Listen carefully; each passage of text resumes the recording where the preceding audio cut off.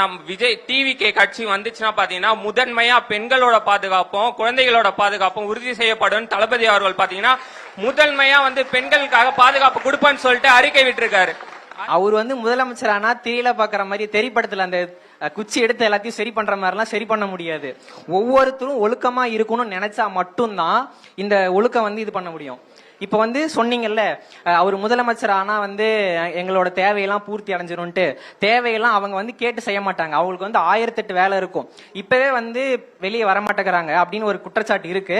என்னோட கருத்து எதுவும் சொல்லல, செய்தியில வரதான் நான் சொல்றேன். அது மாதிரி இருக்கையில இப்ப போன 2021 16வது சட்டமன்றத்தில் தேர்ந்தெடுக்கப்பட்ட 234 எம்எல்ஏஸ்மே அவங்க தொகுதிக்கு போவாங்க. ஈவன் அவங்க மினிஸ்டரா இருந்தாலும் சரி, துணை முதலமைச்சரா இருந்தாலும் சரி, முதலமைச்சரா இருந்தாலும் சரி, எதிர்கட்சி தலைவரா இருந்தாலும் சரி, வருஷத்துக்கு ஒரு தடவை அல்லது 3 மாசத்துக்கு ஒரு தடவை அவங்க தொகுதியில போய் அவங்க மக்களுக்கு என்னென்ன தேவை இருக்குது அப்படிங்கறத போய் இது பண்ணுவாங்க. உங்க அண்ணா திரையில நல்லா நடனம் ஆடுறாங்கிறதுக்காக எல்லாம் இங்க நல்லா நாடாள மாட்டாங்க. புரிஞ்சுக்கோங்க.